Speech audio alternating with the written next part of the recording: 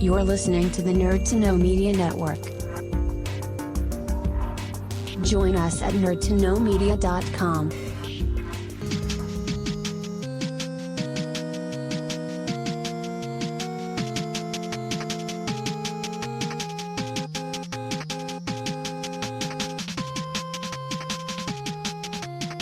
Welcome to this week's edition of the Game Corner. I'm Kieran Calcon, and we have, as always, a very special guest on with us today. Today, we have Luke Riley, who is an Xbox streamer. So, Luke, how have you been doing? Oh, I've been doing fine. Keeping out of mischief, not a whole lot you can do staying indoors. At least we can go more than 5 miles from the 5 miles from the house now. That's very true. Have you been pushing the 5 miles then yet? Oh yeah, man. I mean, it's been tough the last few months. I mean, 3 months in lockdown, haven't left the house in 6. Whew. Yeah, I suppose I have seen the memes going around about introverts adapting to the pandemic ever so slightly easier than everyone else. Oh yeah. Well, I mean, it's been easier. I don't really go outside anyway unless the weather is good, and we get 3 of those days a year, I think. Yeah. Yeah, we've definitely, I'm looking out the window now. By the time this episode goes out, it could be different, but we're definitely looking at annoyingly sunny leaving cert exam weather at the moment. Yeah, well, I've been making use of that. I've been out for, I think, 3 different walks today. Get it while you can, vitamin D. Exactly. So apart from gaming, what have you been doing to kind of cope with the new restrictions? A typical man. I've kind of flexed up on my exercise. I've been trying to learn German. And yeah, no, I mean, mostly the baby's kind of been streaming the last few weeks. I've been trying to get that down, find out what it's all about, and actually use some skills that I've kind of let lapse, I think, over the last year. Yeah. So it's been an interesting journey so far, meeting up with people and getting information from it, trying to find what people want to watch. Okay, and we're going to get into this more later, but how long have you been a streamer then? Oh, just a few weeks. I mean, it's not even fully up. I'm not actually, I stream regularly. I do it daily at this point just to keep myself sane. But I haven't been capturing anything yet. I will be doing that, but I don't have any of the recordings up. So it's finding a niche and making sure I'm doing something that's actually interesting and engaging with people. I mean, I don't want to be just streaming something that 400,000 people are already doing. I want to actually service a market who feel like they don't actually get their own tastes out there. Yeah, I get exactly where you're coming from. We do a bit of streaming on Wednesday nights ourselves, but why did you decide on game streaming? What is it that draws you to it? I love video games. It's my favorite medium. It's a movie that you're involved in. I mean, they have stories that are on par with some of the best novels, I think. I mean, even Red Dead, which we'll come to later, it probably has the best story I've seen in a game in years. It's great, and every time you go back, there's something different in it. If you play that game too slow or too fast, you're going to miss something. It's not a game that actually spells itself out for you. Or Batman's probably had one of the Arkham series. That's had one of the best story arcs I've seen, even through the comic books. They knew what they would like. They went back to that Batman well of information, and they put all the good stuff in there. No, I mean, they made their mistakes. The Arkham Knight being a unique character and then turning out to not be a unique character. Yeah. But it's great. It's great to see Paul Dini working on the actual properties again. But video games it's one of my major passions, that and music. Okay, so it's funny. A lot of the things that have been coming up on the show has been that during the pandemic, really immersive games have been kind of taken off, like your Animal Crossing, your Breath of the Wild, all that kind of stuff. Is there a particular type of game that you're drawn to? I love something with a heavy story base. I'm not interested in, while I do play online games, the online multiplayer games, I'm not a big fan of Fortnite. I'm not a big fan of Modern Warfare. I like something that grips me. So The Witcher, which you've discussed before, love that game. I think I took 2 months to play that game or something for my regular kind of playing schedule. I've mentioned Batman, the Metal Gear Solid games, if you can understand the story, because that can be all over the place at times. Have you ever tried to explain Metal Gear to someone? It feels like trying to untangle Christmas tree lights. I actually tried to get Martin Caron an episode or 2 ago on to try and explain the Metal Gear Solid series to me, and he did struggle a bit. It's one of those things where what if you're so far into the series, like I would be a Final Fantasy, it's kind of hard to take a step back and go, well, this is what it is, you know? Yeah. Oh no, but I mean, even when you're playing the game with cutscenes and characters being introduced, and it could be someone who was introduced in the, you know, the early version of the game when it was still pixelated, and just you're expected to just know who this guy is. I think I've seen other streamers try and do it, and it's like, oh yes, well this is a product of the Lale Lule Lo. Okay, but what about this? Well, this was created back in Soviet Russia. But okay, how do those things connect? Well, to do that, we have to go back 50 more years. Okay, hold on. Can someone make a timeline? Like the big whiteboard thing behind them, like. Yeah, it would probably end up like one of those, you know, conspiracy boards where it's just strings branching out in all directions with thumbtacks. Oh, like the, I'm not sure if you're a Simpsons fan, but the Millhouse thing where he's got the whiteboard with the reverse vampires and the aliens and all that kind of stuff. Exactly, together. exactly like that. I mean, your family would probably think that you're losing your mind trying to explain this to someone. I mean, it could be something that I look into for streaming later on to try and explain it, but I don't think people have a week to sit down and listen to that thing from start to finish. There's an idea for a series in and of itself, actually. Oh, you could probably get a couple of seasons out of it at this point. Well, listen, before we get into your game picks, what kind of Xbox games do you stream, and where can people find it? At the moment, I've been doing different games for different things. So I've been streaming Warframe just because it's a huge game. It's such a huge game, but at the same time, at this point, because so many people are servicing it, we're kind of looking to sit down and teach people how to make builds, you know, how to be better players. I don't believe that there is a pinnacle build on a Warframe. You won't understand that later. I'll explain it to you. But yeah, no, so it'd be like sitting down teaching players how to be better players and how with the game to think for themselves when they're playing something. There's no point in playing using a loadout that I use because that might not reflect how you play. I tend to use a lot of bows, swords, throwing weapons. But you might tend to be, you know, oh, well, I want to use a grenade launcher, or I want to use this, or I want to use that. So you really have to flex up for what you want to use. I might be very heavy on my frame's individual abilities and powers. You might not use them at all. So you want to go heavy armor, shield.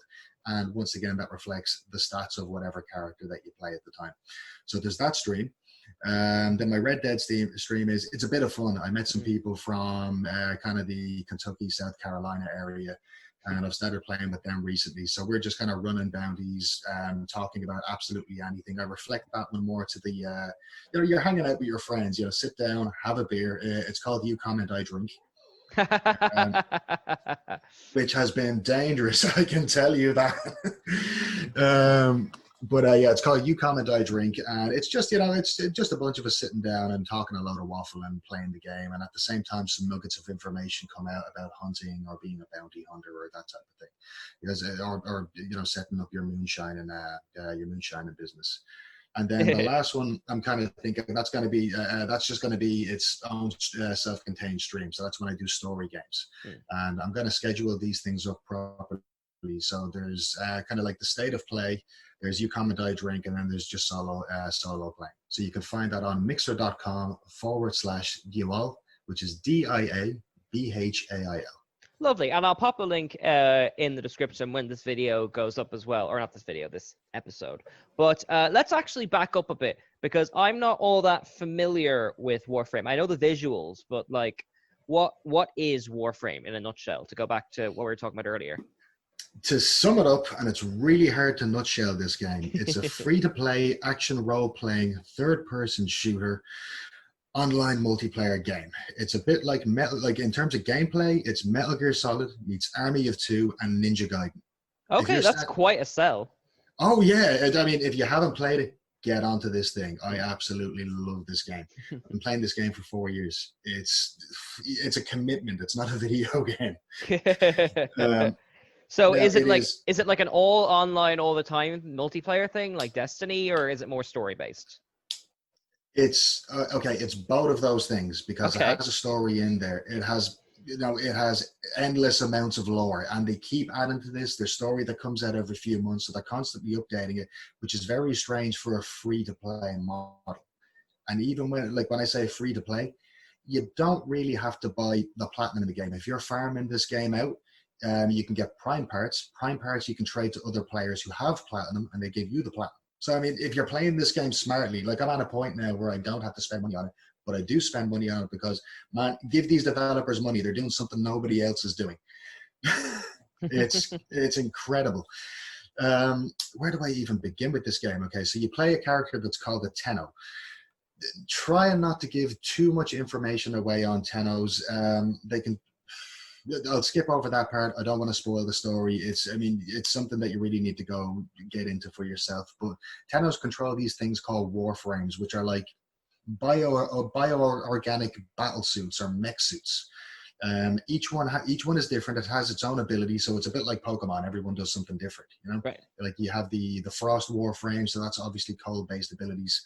It can set up bubble shields, which make it better for, let's say, defensive games. Whereas a Rhino would be more offensive. So it has something called a Roar, where it, based on how you've modded the frame, it'll increase everyone's battle capacity. It'll make everyone tanks. Their damage goes up.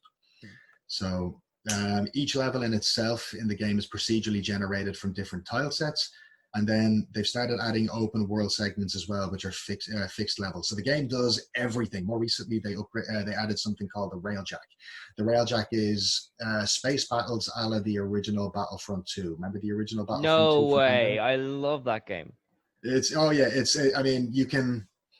I don't even know whoever thought this mechanic up in it should get a medal.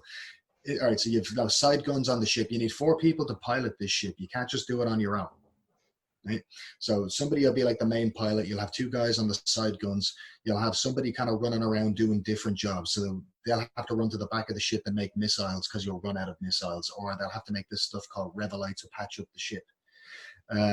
So that you don't vent atmosphere and explode. And at the same time as you're fighting off these guys flying around the ship, enemies can fly in ram sleds. They'll board you. They'll get on the ship. You can counter that, let's say, by hopping into the slingshot weapon on it, where you yourself are the missile firing at an enemy ship, boarding them and taking them out from the inside. It's incredible. It's a really, really good thing. It's a really good new game mechanic. I mean, as I said, the stories in there. There's even sub stories. So they've released Railjack, which kind of it released another game music video. It released another game video where you play the cinematic as it's happening, but it's giving you more parts of the story. So it's all building up to something that they've been doing for the last 7 years. I'd rather not talk about it too much because it's vast. We could go down a rabbit hole with the story of it. Yeah. Well, But, you did warn me before we started that if we started talking about Warframe, nothing else would get talked about. Oh yeah, no, very easily nothing else could get done. You have to check it out for yourself. It's its own thing. I mean, I could spend hours talking about the warframes, the weapons, the different factions, how you can do work for the different factions and different invasions. It's great. It's a really good game. Check it out. Play it. These guys need money. And incidentally, where can people find this game then to support it? It's on PlayStation. It's on Xbox. It's on Nintendo. I think it's on the Switch as well. It's on PC. It's on absolutely everything. I mean, they really need to make this thing cross-play as well, but I doubt that'll happen. But they're also working on it now, so that when the next generation of consoles come out, it'll be ready on day one. So Okay, it's on everything. I mean, it'll be on phones soon. Oh, well then that'll do it. Yeah. Before we kind of move on to something else, though, what do you think is the major appeal of this game? Is it the cooperation with other players? Is it the building? Like, what's this game's unique feature?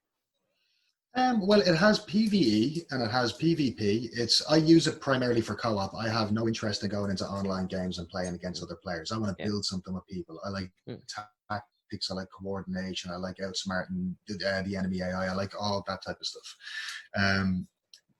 I think the thing that it does well is, the way some online games can be very grindy. Yes. So you're trying to grind for, you're putting months into it for something. I mean, Notorious, the new Battlefront 2, somebody worked out it would take how many months to get yourself to a point where you're comfortable playing the game. Whereas this thing, it's like, it's got the right level of grinding to play and playing to grind. So it never feels like a chore. It's really good with that whole, I have one more project. No, I have one more project now. Okay, I have another project. Okay, this is my new goal. So, I mean, before you know it, you're looking back at a year that you spent playing this game. Okay, wow, I've actually achieved an awful lot, but I have one more project. So it doesn't deliberately slow you down or anything like that, which is what I found with a lot of these, like, kind of world online multiplayer type things before. A little bit, just a little bit. Now, when it's normally in, okay, so to build weapons and frames, it takes real time. Right. So it's going to tell you, okay, this individual part. So to make a prime frame, you need to make 3 parts, or most of the frames will take 3 parts. So it'll take systems, a chassis, and your optics, and then you build those. It's 15 hours each, and then to build a warframe itself, then from those 3 parts, will take 3 days. Now you can pay to speed it up, but I'll remind you, it's a free-to-play game. So these guys got to make their money somewhere. But you're not really going to pay to speed it up. You're going to actually go and put that on your forge building, and then go to look for parts or resources to build something else. So I've never really felt like I had to pay the money for it, but I've done it on a couple of occasions just because, damn it, I want my samurai sword now. Well, as long as you're like I know that these kind of types of games have a reputation.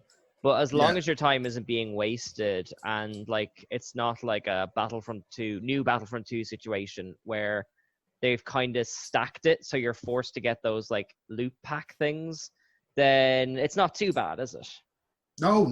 It definitely doesn't have that EA predatory feel about it. I've never felt like these guys want to put their hands in my pockets. It's been the exact opposite. I sat down, I played this game for a few months, and I went, okay, I've been playing this game for 3 months. I need to give these guys some money. I feel like I'm robbing from them now. And as I said, I'm at a point where I don't like. I've so much stuff that I don't actually have to put any more money into the game. But chances are I'm still going to, just because I want to keep this. I want to keep this property alive. This is something that I'll support, and I vote with my money.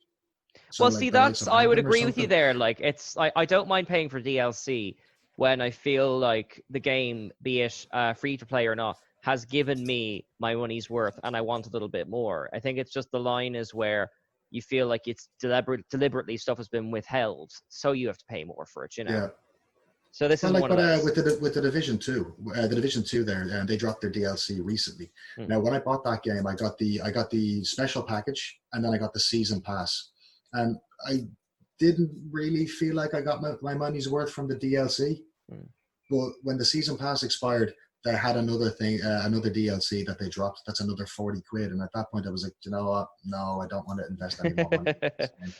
I don't feel like that I got my money's worth from it. It's like Destiny adopting a free to play package now, but you have to pay 60 quid again for whatever's after coming out.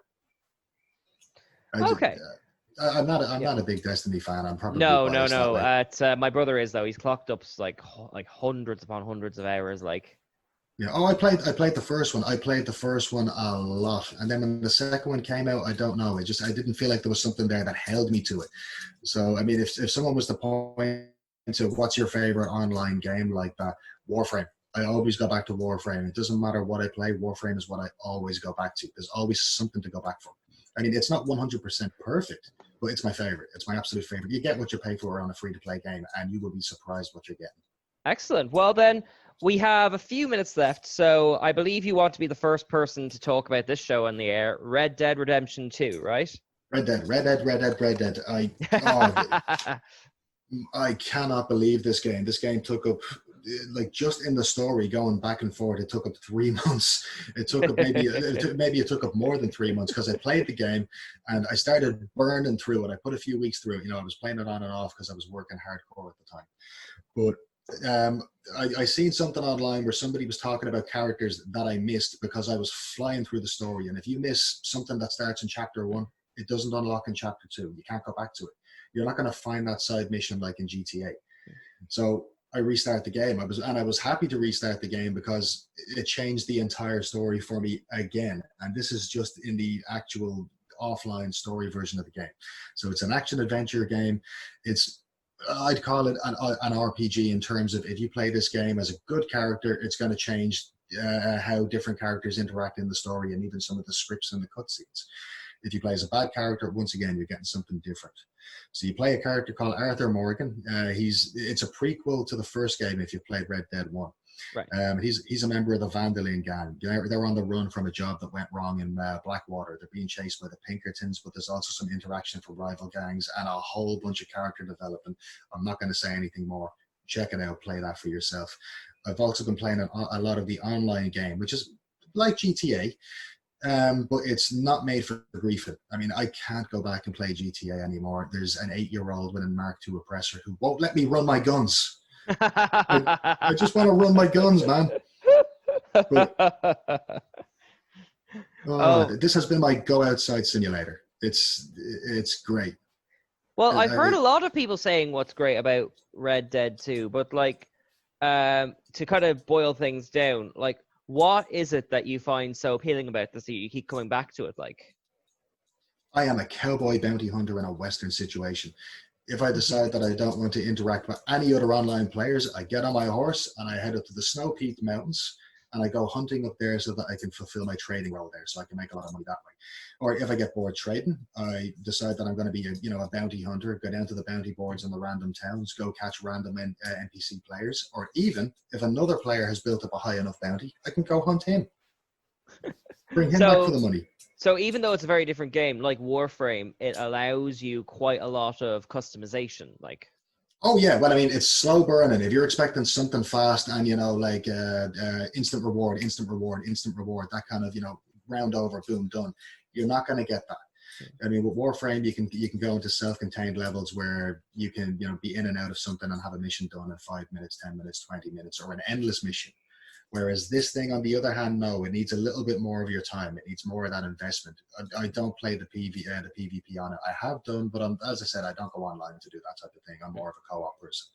But you can have a posse of up to 7 people. You're all out hunting animals, skinning them, bringing them back to your camp, turning them into product, and then you hop on a wagon and you have to drive those to somebody or a train station for a transporter that's going to buy them.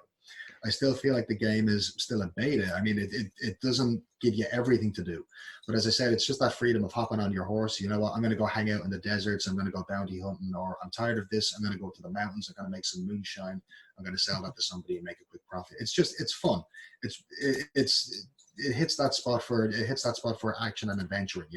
Whereas Warframe is more fast. You need to pay attention. Things were exploding everywhere. This is more small, isolated gunfights. You interact with this and you do stuff at your own choosing. okay, so you've made it sound like a proper cowboy simulator then. It's amazing. Oh, yeah. I mean, in terms of customization, as well as you were saying, you can have I mean, obviously Red Dead game, you have revolvers, but you can also have Mauser pistols, or there are some other automatic pistols. You can use repeater rifles, standard rifles, sniper rifles, which are they're not really distinguished too much from the actual standard rifles. Your standard bolt lock rifle. Yeah. And then even in itself, like in terms of customization, you can dress your character up. Like I've seen people dressed up as Woody the Cowboy. That's excellent. A very Or grim Toy Story 5. Yeah, or I mean, it's like some people decide to go, you know what, I'm going to go full on hillbilly with no teeth, or like you can really kind of fill your own niche, make yourself look your own way. I mean, you can't customize how your character looks the same way you could with the likes of a Skyrim game. I mean, it works hereditary, so you pick the grandparents or the father and mother, and then you kind of get a character that you move a slider across till you get sort of the feel that you want. And then after that, it's whatever beard you want, whatever hair you want. It does turn off some of the features being an online game. So I haven't mentioned that the story version of the game has dynamic hair growth, but it's way more. It's way more hardcore than the Witcher's one. So I mean, with the Witcher, I mean, slowly over time it'll grow back to the same shape, hair and beard. Where it has that ponytail, but the hair kind of long, loose at the back. Whereas with this thing, it's like. In the story version, the hair will grow to whatever length, and then you can have it trimmed to different styles, and then it'll keep growing out, and it'll grow back till you look like a mountain man. But you can have it trimmed back, so you can have like a Dutch style beard, or a goatee, or hair in a ponytail, part of whatever way you want. They turn that off in the online, but there's enough selection and hair colors that you're not going to be worried about. That's only fair, like though, yeah. Oh yeah, I mean you couldn't fit everything into that. But and you don't want a not super relevant feature slowing it down, like. Yeah. Oh no, exactly. I mean, you don't want anything to get in the way of your gunslinging. I mean, I'll take storming a base any day, and 20 different guys all shooting at me like a Rio Bravo type movie scenario, or a Magnificent Seven type thing over some hair growing so far. Yeah. Maybe on the next gen, but I'm content. I'm happy with this game. I'd give it 10 out of 10. And can I ask before, because we're kind of nearing the end of our time, what's the craziest thing or craziest story that's ever happened to you in either Warframe, Red Dead, or Stream? Like, what's the maddest multiplayer thing that ever happened? Hmm. Not a whole lot of crazy stuff has happened in Warframe. That's more on rails. Right. I mean, in terms of Red Dead, there's so much story stuff going on in that. I mean, even in the main story, I had a guy wander out of the swamps of Lemoyne with his arm hanging off by a string, Ew. uh, looking to. Yeah, I know. That was my reaction. I was like, ew. Oh, please take me to a doctor. So, I got him up on the horse. He's kind of Yeah. passing out. He falls off the horse. I put him back up on the back of the horse. I get him to a doctor, and the doctor does exactly what you would imagine a late 1800 surgeon to do. We'll leave it at that. In terms of streaming, I had a stream hacker. Oh yeah. Yeah, well, no, I won't say a stream hacker. I had a hacked profile interact with my stream. So, he was, as I was told later on by somebody else, that there's a community of people who have hacked Xbox profiles so they can make themselves look like natural talents on games. And it's like, dude, why? Just play the game and, interact with people and do it the other way. You don't need to look like you're naturally good at every single game. Like who are you impressing? Yeah. No, exactly. I mean, it's such a saturated market anyway. Who are you doing this for? It's not going to give you an edge. An edge is how you interact with people and how you are yourself, how you play the games. You don't even have to be good at playing games. It's about journey, not result. But, me and this guy who I stream with on when I do the Warframe stream with, his name is Reputed Puppet. Really nice guy. But we were playing away, and I got a message in my comments from I can't remember the name of the guy. Probably better if I don't. But he was like, "Oh, Dad, do you guys mind if I join you?" And if somebody says on my stream, they want to come on and play something, yeah, the more the merrier. If there's space for you, hop aboard. He's like, "Oh, but I'm not very good." We're like, "Look, that doesn't matter. We're all not very good. We're all good at our own thing." So we hops on, and instantly I see this guy's a mastery rank 25. Now the max rank is mastery rank, I think 27 or 28 or 28 and a half, because they're constantly adding stuff. So it's slowly, that number slowly goes up. But, as you level up different weapons and frames. But, yeah, so I was like, okay, are you hustling, buddy? Oh, no, I'm not very good at the game, but I've leveled up a lot of stuff. Okay, cool. Yeah, he showed me one of his builds, and I kind of got distracted by he had a negative value attached to one of his stats, which I'm against whenever I make a build to a certain extent. I won't go below a certain number. But Puppet spotted it straight away. He went, "Hold on, this is a textbook speed vault build. I mean, where did you get this?" "Oh, I made it myself." "Did you now?" Okay, fair enough. So I kind of felt like something was going on here, and I checked out this guy's profile. And he had a gamer score of something low, like 10,100 or something like that. But none of his games had score on them, not even Warframe. And he had a mastery rank of 25. He's only a couple of levels away from the top. So I thought that was interesting in itself anyway. That's, well, you know what? It's I mean, we didn't mention on the air actually, but your sister is on our channel, Katie Riley, doing it for the exposure, and she had some boss trouble when her channel went up, and it's probably just a sign that you've made it. Not a very nice sign, but a sign. Oh yeah, well, I mean, it's like I've had channel griefers before on Red Dead, and as I said, the game it's not like GTA.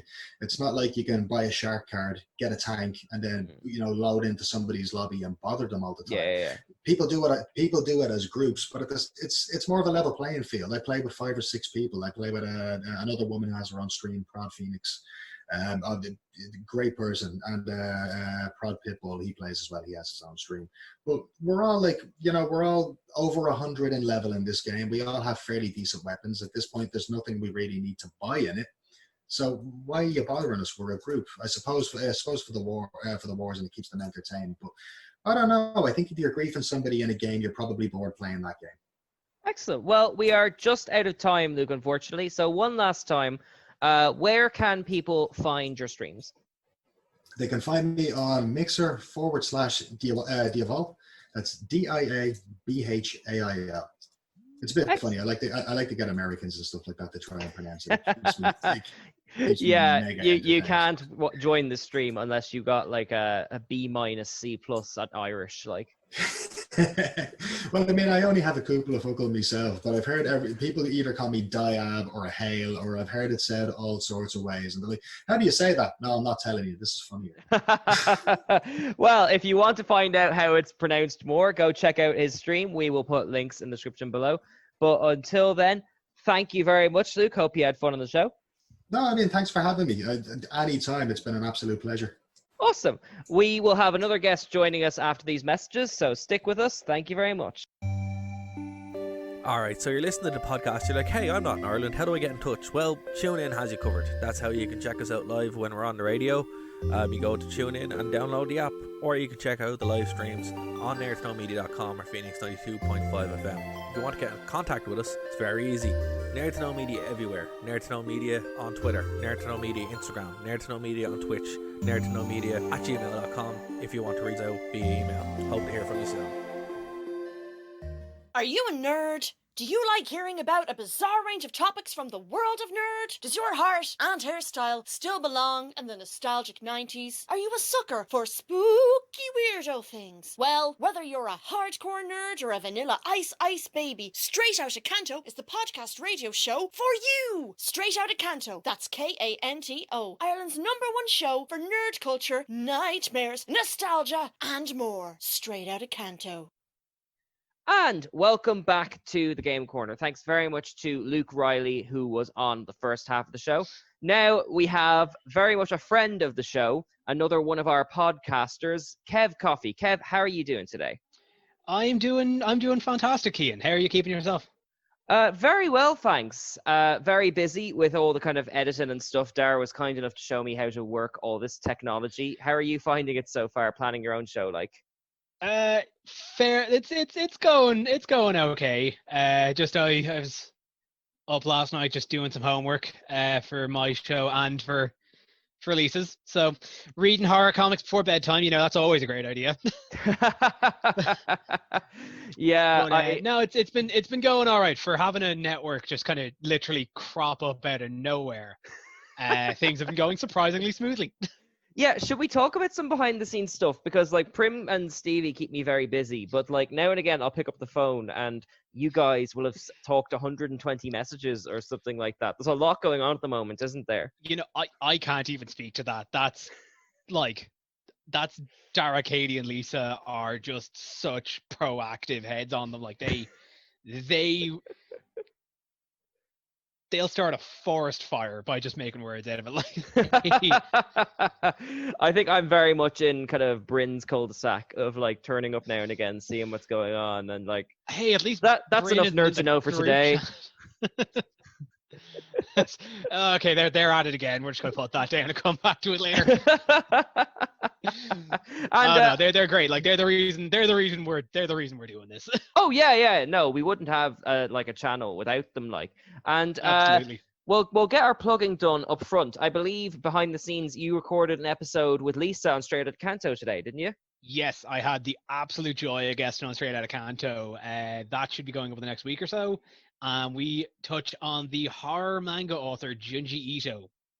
Two of us are huge fans of him. He's absolutely stunning. Yes, I've seen Not his. safe for Did he kids. do the It's story terrifying. about the people getting trapped on the walls and stuff? Yeah, the Enigma of Armagar Fault. Yeah. Truly brilliant. He's amazing. Anyway, all the information of that is in the Straight Outta Canto episode. Not to give away the plot. And I know we're kind of keeping things a bit under wraps, but you have a new show in development. What's the name and what's the kind of theme of it like? The show is called Anime Crash Course, and the kind of the basic gist, it's going to be kind of an anime book club sort of thing. I get a few people together, watch a series over a month, and then kind of come back and discuss it. Okay. Right now, we are going to keep lips sealed on the anime for this month. Just keep some amount of suspense. I should flag this with you and to the people listening at home. I do have a bit of a backlog. This may already be out by the time this episode comes out, but we'll be able to find the episode on the Nerd to Know page. It'll be up on our Spotify and our YouTube and all that of stuff. Just keep an eye on the socials. We're always posting. There's literally something up every day at this point. Yeah, and what we can say is that Laura did some excellent art for your show, right? doing actually. That was Ah. only the first sketch draft. So like she's still working on that, and I truly cannot wait to see the finished product. Yeah, so that's Laura Boland. If you see the art for the Anime Crash Course and you like it, reach out to her on the Instagram and stuff. I'm sure she takes the odd commission here and there.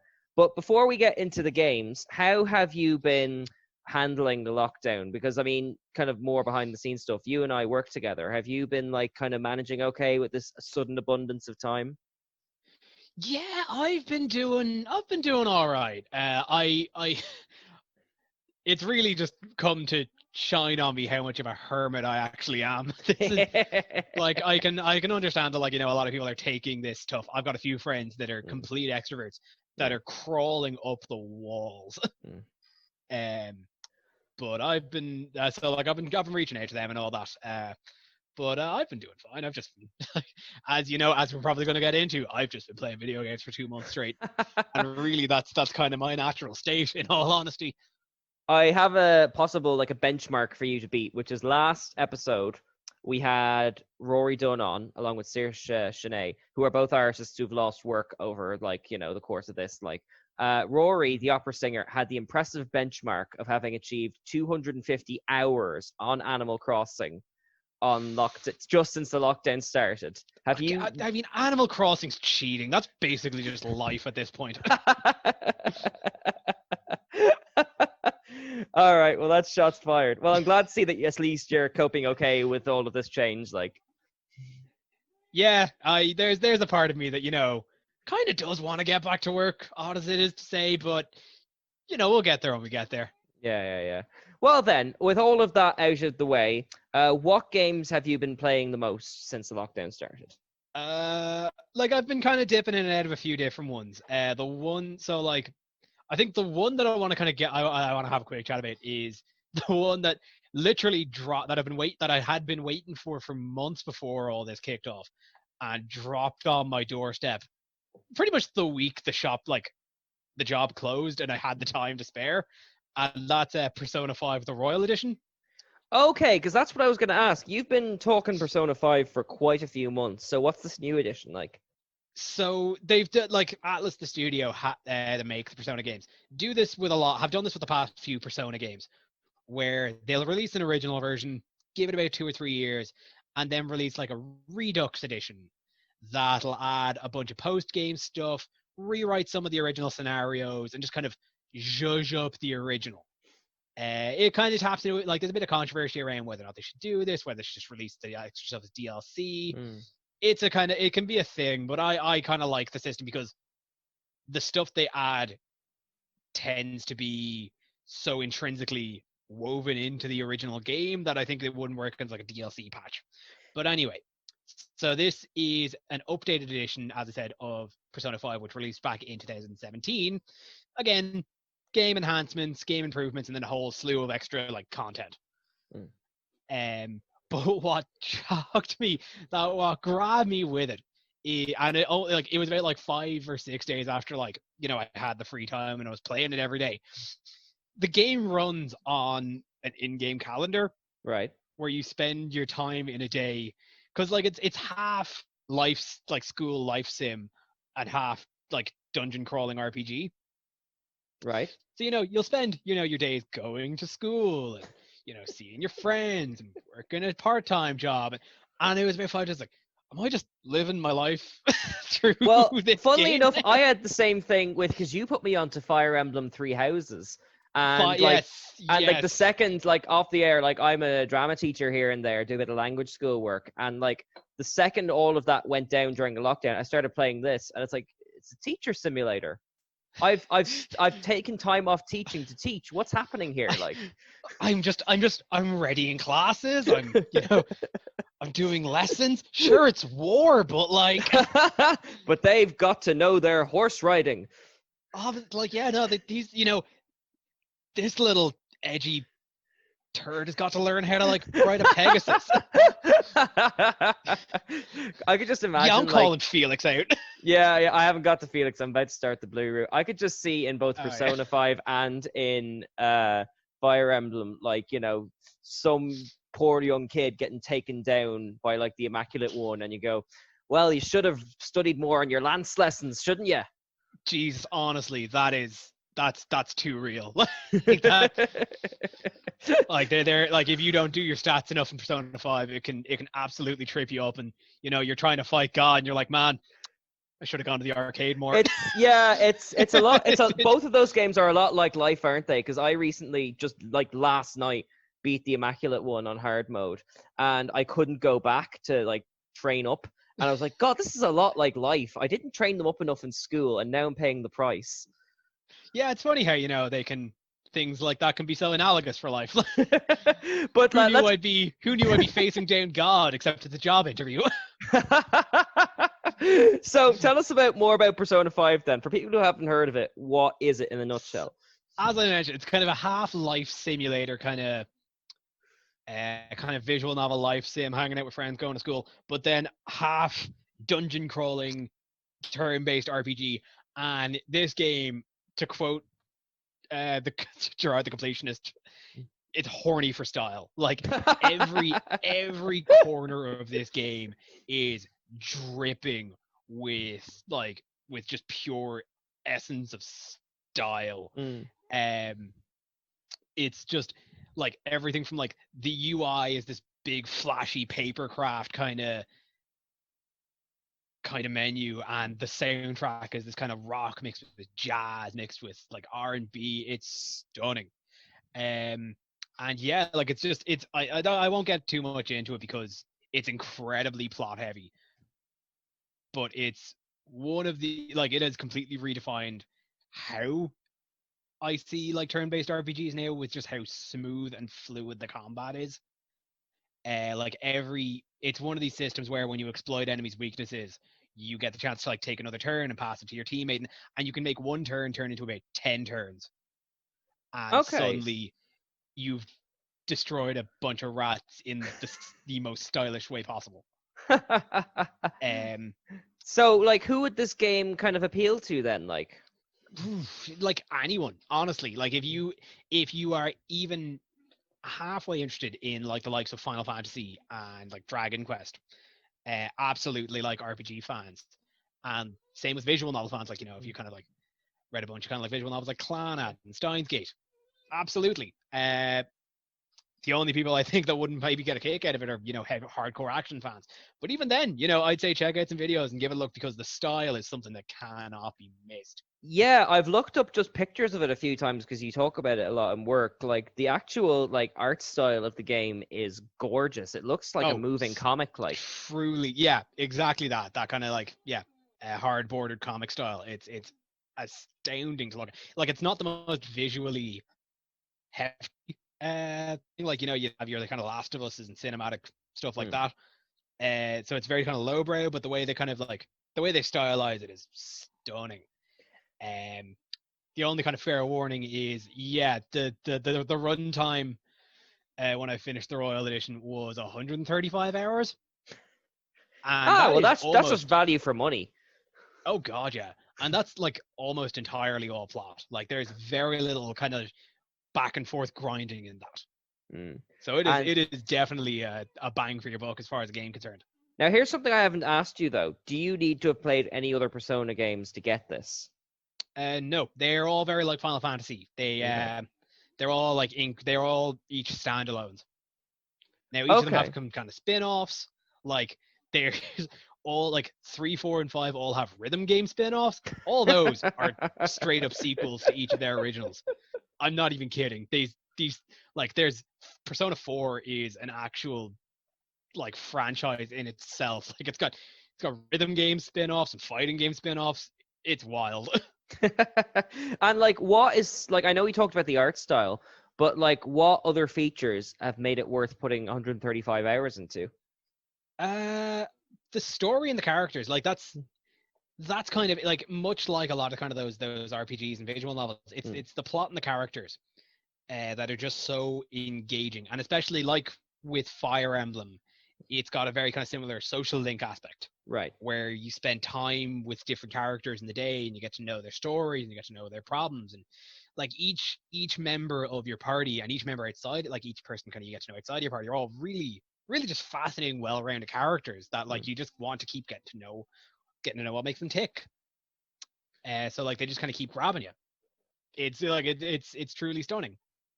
Okay, it's kind of like, because I know we talk about this with Fire Emblem on the episode we did for Anime Lockdown, but it's funny how these sort of dating sim mechanics are like bleeding into action games now. Like, Yeah, particularly with kind of the Japanese ones, they've always kind of been around. It seems like a lot of bigger studios are kind of really making them a core focus of a lot of these kind of RPG games. well, I mean, Yeah, I think it's really cool. excellent. And what devices can people find this on then? It's only on PlayStation 4. Oh, okay. It is a PlayStation. Atlas seemed to only produce for the PlayStation. Alas, because this would be perfect on a Switch. I was gonna say, from the art style, it looks like it's ready-made for handheld consoles. Like, Oh yeah, no, like that's like again having it. There's parts of the game where you just like you can dip in and out for about an hour. It'd be the perfect thing to have like watching The Simpsons playing it.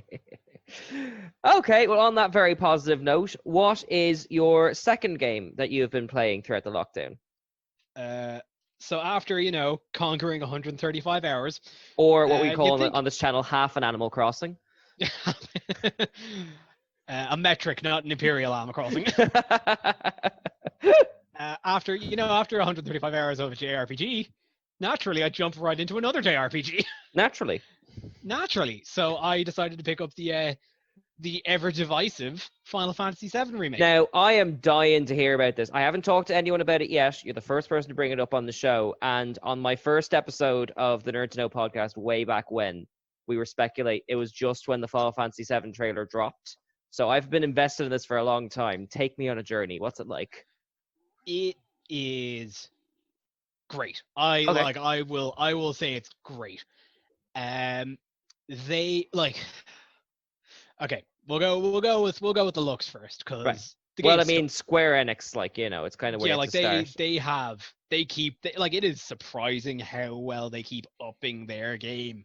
Like when 15 came out, I was like, this is one of the best looking games I've ever seen, and now that looks like just a pile of vomit compared to this. Like they just keep upping the caliber. It's shocking, and what's even more shocking is actually how consistently it ran. Like so I've got like a PlayStation, an original PS4, not the Pro, so it's not like I didn't expect it to be optimized. Right.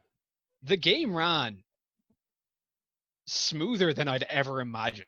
Like there was no frame rate drops whatsoever for the quality of animation that the game was producing. Now, saying that, my PlayStation did sound like it was going to take off out the window at any moment. That's like the problem I had with the PlayStation 3 as well, those massive fan noises. Yeah, like... the fan's going 90, but like I could understand why. But yeah, no, Square really played the engine to its strength. I think it's Unreal Engine. Can't be. I don't know. Don't quote me on that now, but I think it's the Unreal Engine. But they really played it to its strength and just managed to get the most out of it. So yeah, it's absolutely stunning. They really got all of the classic characters. Like they nailed it.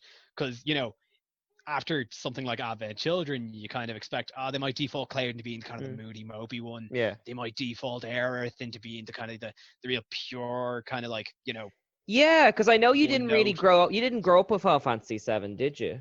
No, I really only played it recently. I knew it through cultural osmosis. Yeah. My brother is a massive But fan cultural of it. osmosis is what I wanted to talk to you about, because I think who we frequently mention on this channel, Super Eye Patch Wolf, he points out that Aerith is actually like a really cool, funny character. But she's the one she kind of got Gwen Stacy, like, yeah. She lives in a dirt slum and drags you around and convinces you to cross dress. Like you try sneak out and she's having none of that. And yeah, no, thankfully they absolutely captured that perfectly. And I completely am at a loss for names, but yeah, her voice actress is stunning. The performance is brilliant. I hope it's the same voice cast because in a weird way, you might know this through Dissidia, like the characters of Final Fantasy VII have gone on a huge journey via the likes of Dirge of Cerberus and Dissidia and all that kind of stuff. It's With a this wide consistent, range. yeah, one of my favorite games, Crisis Core. The So one, actually, because he isn't in this, because obviously it's only the Midgar yeah, section. yeah. I rewatched Advent Children recently. Mm. I forgot that they gave Kate Sith a Scottish accent, and that's a wild choice. Oh, that means you haven't played Dirge of Cerberus, where he's like a leading character. You play as him and do sneak levels. I must have played it 10 years ago, but I do not recall. Like, I don't remember the Scottish accent. Yeah, he falls out of a Reeve dummy and then like starts going full Scots, like, you know. Jesus, like it's just such a it's Nomura. Why do you make these decisions? Listen, you get some choices. Sometimes they're good. Sometimes they're just throwing stuff on a wall. Well, I want to get into like the elephant in the room because I don't know all the controversies, but the elephant in the room even before the game was released is this is just the Midgar section. Is it still kind of worth your time and your money? Like, I think so. Like, it's, again, they stretched that out to a 40-hour game, which I think is, worth. If a game's 40 hours, that's worth a full price game. Yeah. And it doesn't really feel bloated. Like it, because again, like that's only maybe like a 5-hour portion of the original. Mm. But they managed to, expand on a lot of character stuff and expand on a lot of scenarios more so than the original could have. Now there's some padding, but like I think overall it definitely feels natural. Like if this is the quality we're going to be getting consistently across like this saga, I'm happy to pay piecemeal, I think. Okay, and how I gotta ask, I mean, I know we're not doing spoilers, but how much of the weird stuff makes it from the original into this?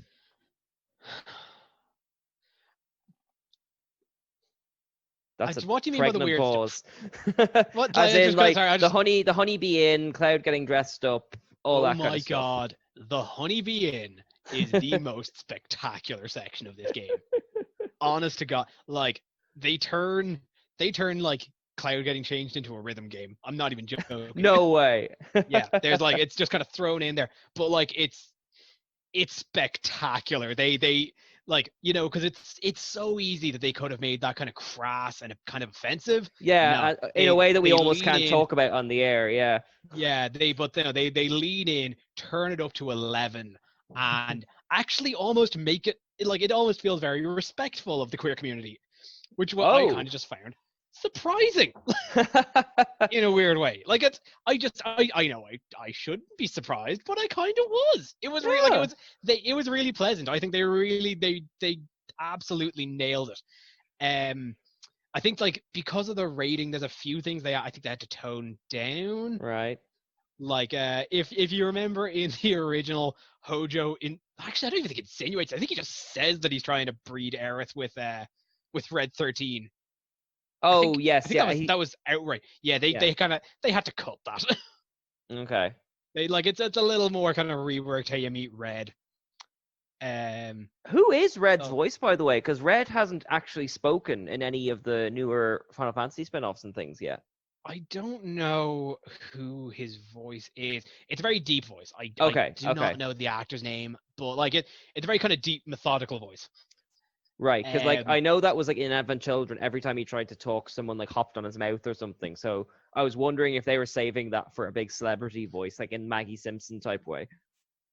I don't think so. Okay. I think it's all pretty. I think it's all pretty much just kind of like pretty standard industry voice actors. Right. What was I gonna say? Well, I'll tell you what then, because before we kind of circle away from this game, like, how is Cloud in this game? Because we kind of touched on this already, but he's been sort of changed into this brooding, squallish, kind of hard guy over the years. But in the original game, he was kind of a doofy, like, spiky-haired protagonist. It's a bit weird to say because of how little of like the original game's character development this takes from. Right. Because in that Midgar section, he's still, kind of a brooding kind of edgelord. Yeah. Only kind of starting to break out of his shell. So that's still what we kind of get. But like, there's a couple of moments where he's a bit more sharp-witted, kind of comes out of his shell again. Like, a lot of the time with Aerith, you can see him kind of soften up a lot. So like again, it starts off with him being the kind of the brooding soldier badass. Grizzle. It's like, because like I don't like want you can kind of see little bits of it breaking through, and I'm sure by the time in the next game when we get to Calm and everything, the ball starts rolling there, it'll start softening up, and God only knows what's going to happen when we actually get to the the Zack stuff. Yeah, I know. Well, I mean, for me, like, because I've replayed this game a lot over the years, I like pointing out to people that outside of cutscenes, Cloud's last line of dialogue of the game is "Let's mosey." Like, he's not Clint Eastwood.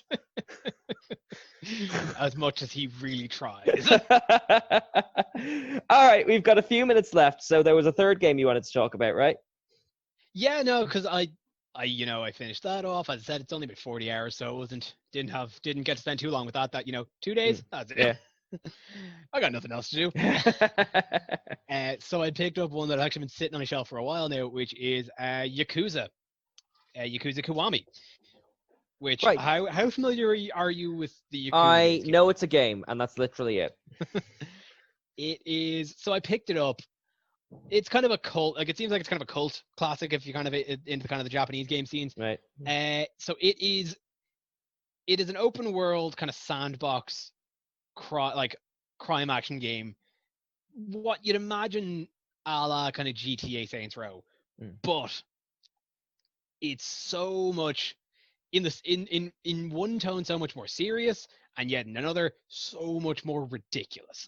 Well, I mean, you're kind of the Japanese expert. Like, even when kind of Japanese games and shows go super serious, that by our standards of Western silliness still kind of edges its way back in, like, doesn't it?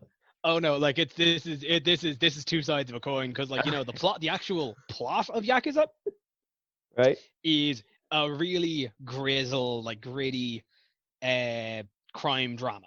Like it's about power struggles in an organized crime unit over money, gangs, people. It's really kind of like down and dirty kind of crime drama.